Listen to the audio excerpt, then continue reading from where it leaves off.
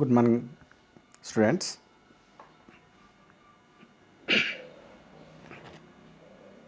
Welcome to online class.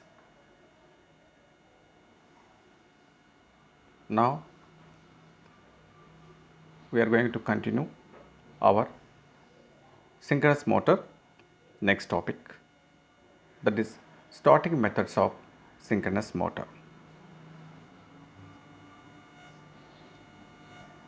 This topic regarding to 5th semester AC motors C18 EE 503. In last class we have seen the phenomenon of hunting and prevention of hunting. What is the hunting? We have seen what are the different methods to prevent hunting, also we have seen. What is the hunting? When a synchronous motor is used to driving a varying load, then condition known as hunting. The hunting may be two reasons. One is the varying load on synchronous motor. Second one is the supply frequency is pulsating in nature. Then we are going to subject it hunting. So this hunting can be stopped by using the damper windings. So same damper windings can be used in our topic to prevent starting of our synchronous motor. Let us see our objectives. On completion of this period, you would be able to know the necessity of starting of synchronous motor, methods of starting synchronous motors with help of using pony motors, using small DC machines, using a damper winding, and the synchronous motor used as a asynchronous induction motor. Dear students, let us see in details one by one. As you know that, what is the necessity of starting method of synchronous motor? Just recall what we have seen in previous classes. As we know that this is a stator of synchronous motor, and we placed R phase, Y phase, B phase, R phase, Y phase, B phase, R phase, Y phase, B phase, 3 phases distributed winding, 3 phase supply has to be given 50 H. Now inside we are going to give rotor and rotor winding taken from the splittings. Now here we are going to 3 phase, here we are going to the DC 110 volts or sometimes 230 volts for the big machines. Once 3 phase supply is given, it produces a rotating magnetic field phi r, that is equal 1.5 times of phi m maximum flux produced by any one phase.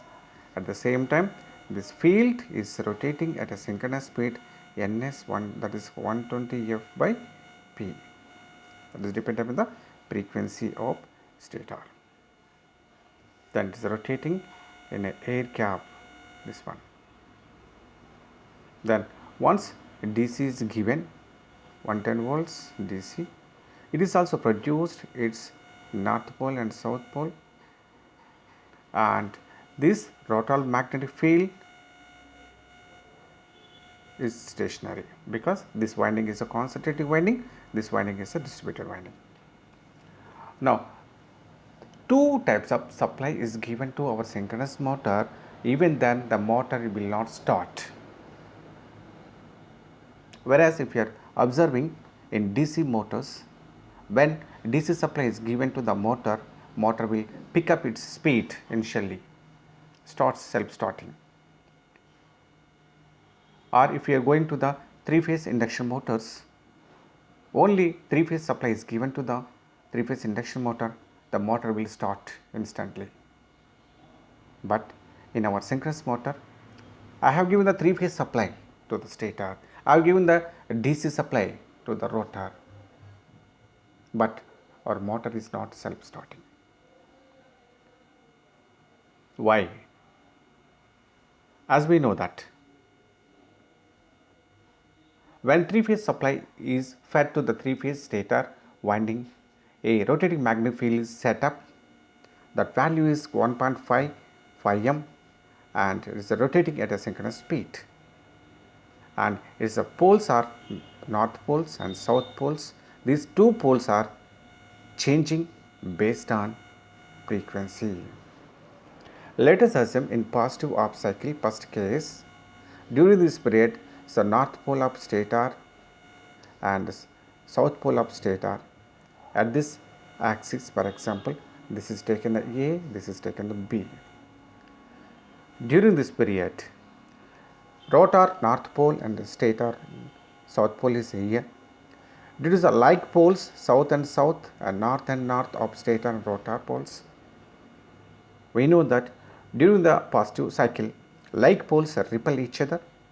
The rotor will be subjected to a torque in anti-clockwise direction, repulsion. Let us assume it is moving this direction. Rotor will come in this direction during positive off cycle. Next, during the immediately negative off cycle,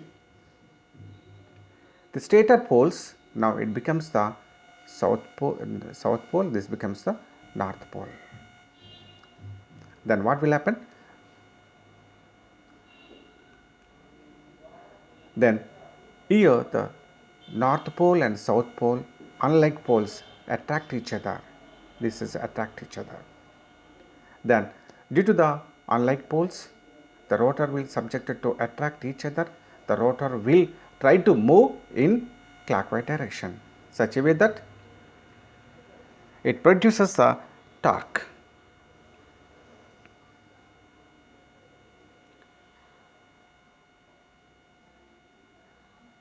This is continuous negative of positive cycle, a negative up cycle, negative pass cycle, negative up cycle.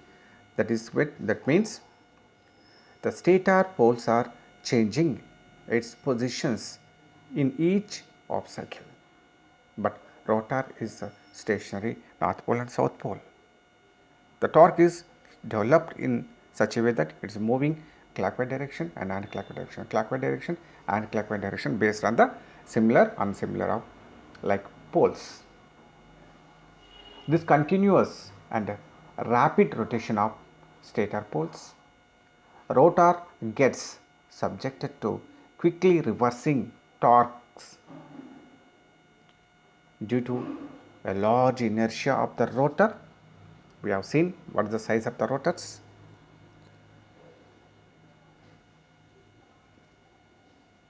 It will not respond to such torques and it will remain stationary. So, we can say that synchronous motor is not a self-starting motor. Okay, synchronous motor is not self-starting motor. This all we have seen in previous classes. Now, how to start this synchronous motor initially? So, let us see. Necessity of synchronous starting methods. Synchronous motor is not self-starting. Why? Already we have seen. Because the continuous changes of rapid rotation of stator poles, rotor gets subjected to quickly reversing torques due to the inertia of the large inertia of the rotor. It will not respond to such a torques and it will remain stationary. Then here you can see one direction the positive torque and another is the negative torque, clockwise and anti-clockwise. Then what is the average torque is 0 at starting. For a net average torque, it is necessary to rotate at speed very near to the synchronous speed. Then how to start this synchronous motor? The starting method of synchronous motors are the two methods mainly. One is known as by external means. External motor should be connected to our rotor of a synchronous motor and the motor will try to rotate our rotor nearby synchronous speed nearly 90%.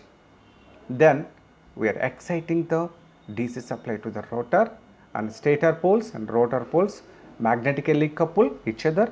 Then rotor will, if magnetically coupled, it will try to move in the direction of stator rotating magnetic field. Then no need of this extra prime mover, then we can decouple that motor. Once our synchronous motor is started, that no need of this motor, and it started under running condition, it will runs as per our requirement. That is one thing. That means we require the extra mechanical device to start our synchronous motor. Otherwise, I can use another method, that is what we have used the damper winding in to avoid the hunting in our synchronous motor. Same damper windings can be used as a starting in synchronous motor, but initially it works as a induction motor, and instead of synchronous motor it works as a induction motor, just like 3-phase induction motor. After once it reaches to the synchronous speed and one rotor and stator magnetically coupled, then what will happen? The EMF induced in the damper winding becomes to 0, then it acts as our synchronous motor. These two methods are employed in synchronous motor starting methods. Let us see. Now, this is the one is the external prime mover method. Here we can see it. What has happened? Here is our synchronous motor and external prime mover. We are connected mechanical device with a diesel motor, induction motor, DC motor, any type of the motor we are connected here to rotate our rotor up to synchronous speed. That is the external prime mover is required to start our synchronous method. Now, another method, what is the method? If not interested another motor, then I can use it damper windings. What is the damper windings? Already you have seen in last class. These are the pole shoe, there is a damper windings placed and short circuited at both ends. So this during the starting, these act as a synchronous motor rotor. Okay, so we will see. So starting method, the synchronous motor can started by using the external prime mover or damper windings. Now, what are the different type of the external motors? One using the pony motors. Pony means it is a small motor. So because you can observe the size of our motors, the rotors, only rotors. This rotor has to rotate initially, large inertia.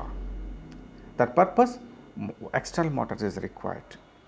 One pony motor is installed on the synchronous motor. Using pony motors, using small DC motors or machine, and using a damper winding in pole shoes of rotor, and as a synchronous induction motor initially runs. These are the 4 methods employed in industries to start our synchronous motor. Now, using pony motor. In this method, the motor is brought to the synchronous speed with help of some external device. Here you can see it. This is a pony motor, green color. This is our synchronous motor.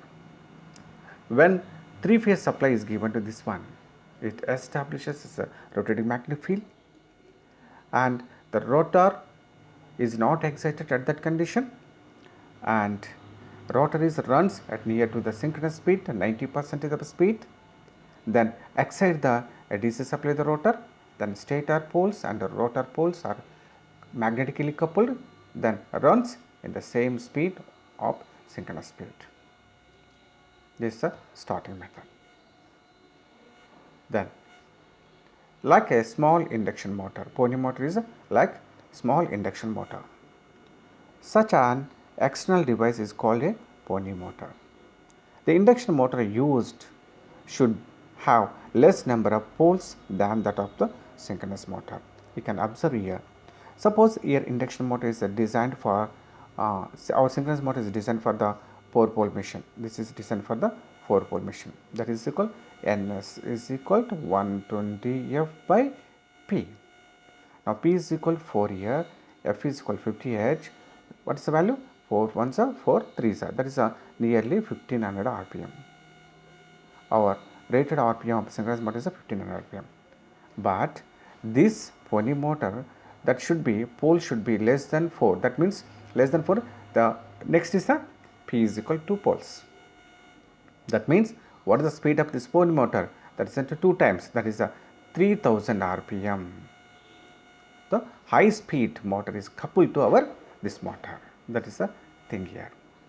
Okay. So for example, this is a 6-pole motor. Then you have to, it's a 4-pole motor. This is a 8-pole motor. This is a 4-pole motor. Less than the our synchronous motor poles, because number of poles is reduces, the speed will increases. That is the concept. Once the rotor attains the synchronous speed, the DC excitation to the rotor is switched on. And once the synchronism is established, the pony motor is decoupled. No need of this one. Otherwise, what will happen? This pony motor itself has a load on synchronous motor. Just like you are the student. Now, what will happen? So, to settle your life,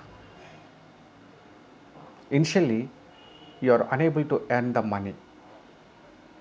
That's why your parents act as a external device. They are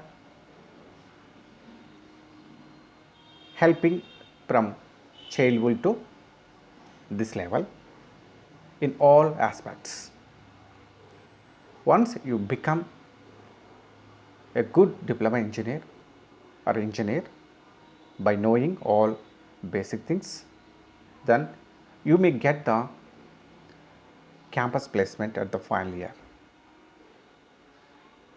Up to campus placement, whatever your parents try to help you to acquire basic things to live in this society.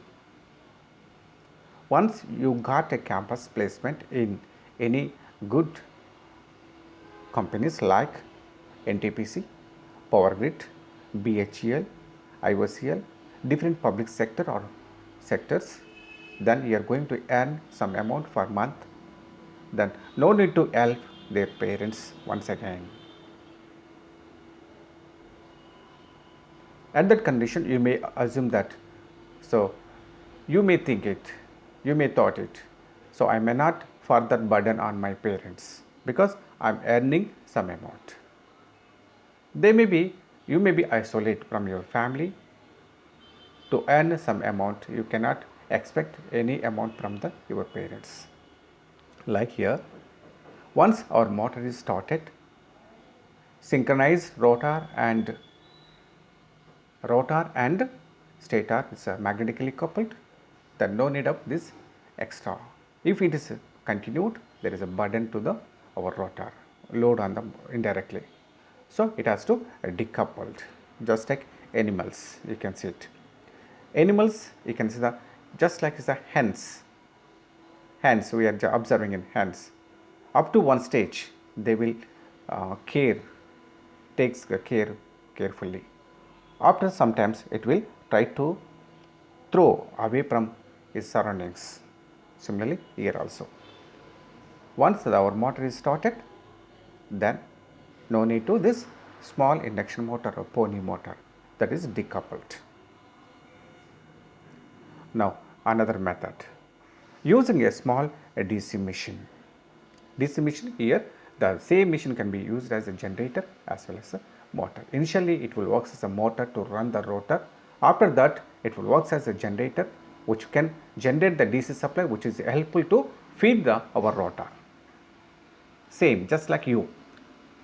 So up to your one stage, BTech stage or diploma stage, once you got the job, then they will help, you may helpful to your parents for the next period. Here also, initially you are the student, after getting the job you are the employed. Then as a student you are going to expect money from your parents.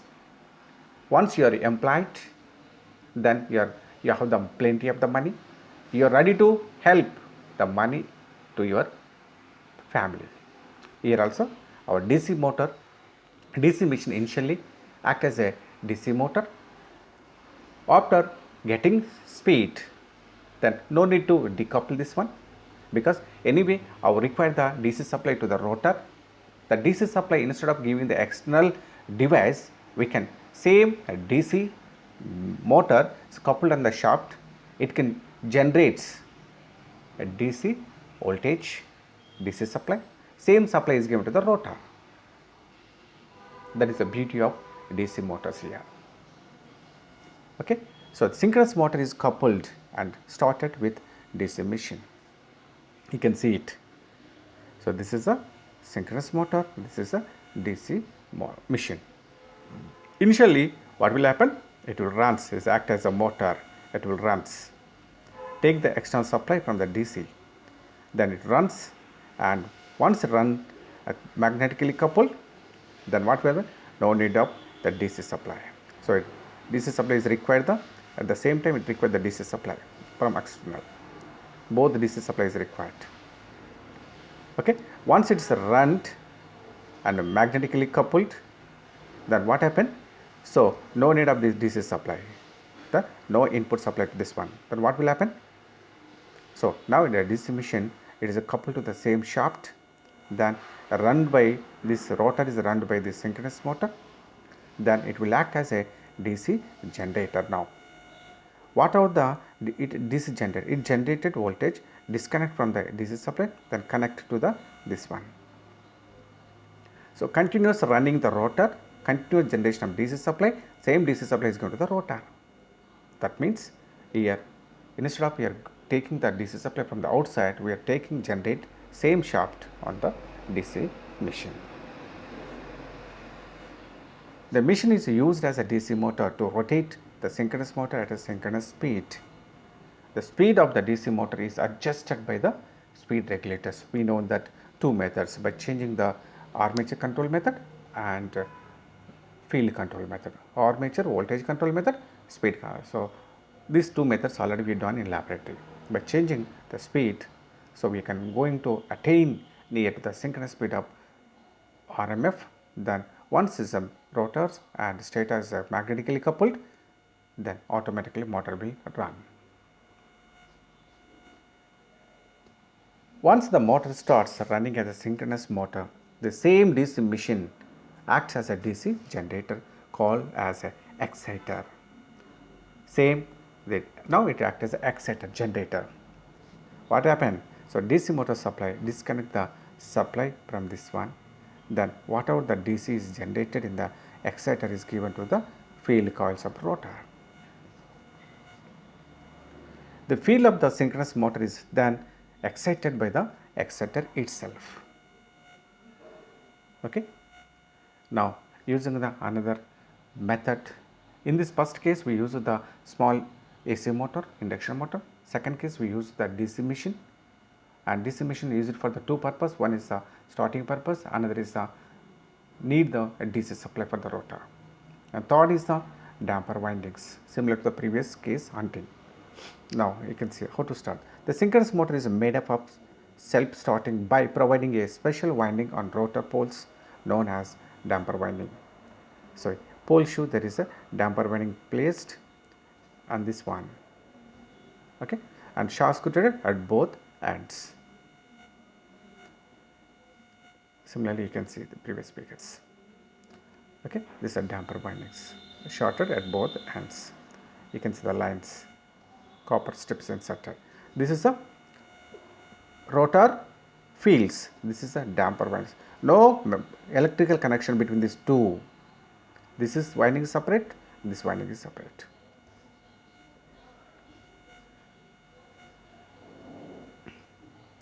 Damper windings. It consists of copper bars embedded in the faces of the field poles and short circuited at both ends by means of rings as shown in the figure.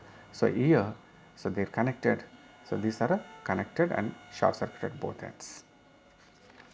Okay. Now this winding as a short circuited act as a squirrel cage rotor winding of an induction motor.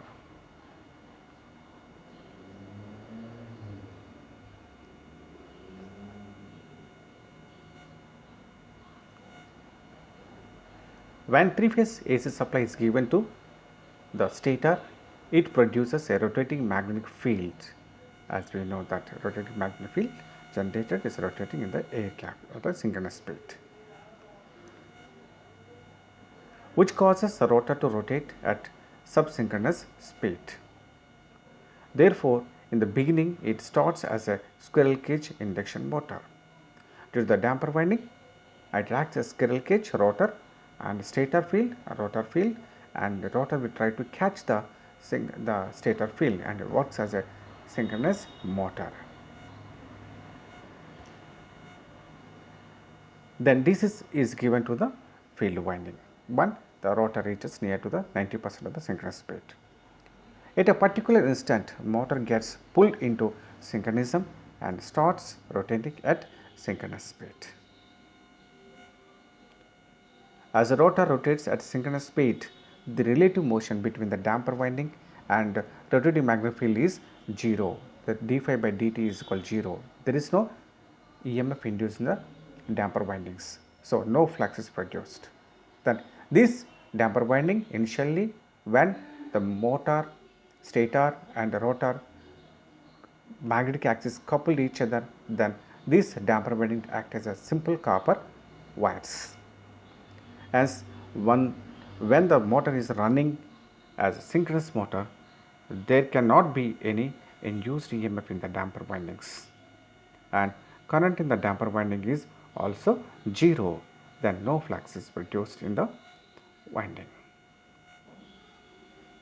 So, damper winding is active only at starting, then where relative motion is present to run the motor as a induction motor. Okay. Afterwards, it is out of the circuit. As motor gets started as an induction motor, it draws high current initially. So, you have to observe that thing. What happened? At starting, before exciting DC excitation, these damper windings act as squirrel cage rotor. During the squirrel cage rotor, it will draw nearly 5 to 7 times of the starting current. To limit that one, we are going to use the one starter to the stator. Generally, auto transformer used to start the synchronous motor initially. To limit this high starting current, a reduced voltage is applied through an auto transformer or star delta starter to the stator. Now, another fourth method, the synchronous motor as an induction motor. Auto run. In this method, instead of shorting the damper windings in pole shoes, it is designed to form a three-phase star or delta connected winding in this case. You can see here. In pole shoes, instead of short circuiting at both ends, these all poles windings connected with a star or delta and they taken out from the rotor to outside just like slip ring induction motor through the slip rings and connected, you can see here, with the starting resistance to increase the starting torque initially also. Now, the three ends of this winding are brought out through slip rings, you can see here. So, whatever this pole should damper windings. Okay. So, here in previous cases we shorted this one. In this case we are not shorting this one.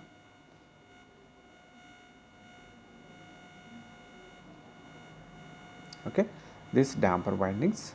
So, what we connected in such a way that we taken out this starting earthing of each pole and connected in the form of a star or delta or star connection, and 3 wires from the internal, 3 wires from this internal taken outside. You can see here is connected the star and connected the slip rings here and taken out here, and it is connected to the one rotor rheostat start here, 3 phases connected, and same is connected to the DC supply also. You see the connection carefully. Okay, you can see the connection. Then what happened? So, the 3 ends of this windings are brought out through 3 slip rings. An external rheostat then can be introduced in series with the rotor circuit for getting the high torque. As you know, torque required, the starting torque can be increased with inserting some resistance in the rotor winding, as we seen in 3-phase slip ring induction motor. Then what happened? So, when stator is excited, the motor starts as a slip ring induction motor as shown in the figure. Same operation of slip ring induction motor. Previously, the squirrel cage induction motor. In this case, the slip ring induction motor. In previous case, the damper winding is shorted as a squirrel cage rotor. In this case, the rotor acts as a wound rotor. That winding is taken out through the slip rings. The starting resistance is gradually cut off as motor gathers its speed. So, go on decreasing, just like the slip ring induction motors. Just you can see it. Slowly the resistance is we are going to reducing, at that we are shorted externally. Then it works as a perfectly 3-phase slip ring induction motor initially. So, due to this one, it reaches to the synchronous speed nearly 90%. Then what out this winding is given the DC supply, just like the previous case. Then when the motor attains speed near the synchronous, then what happened? So, DC exciter is provided to the rotor, then motor gets pulled into the synchronism and start rotating at synchronous speed. You can see here is a DC supply, you can see it. Okay, it is connected to the, you can see it here, same. So, DC.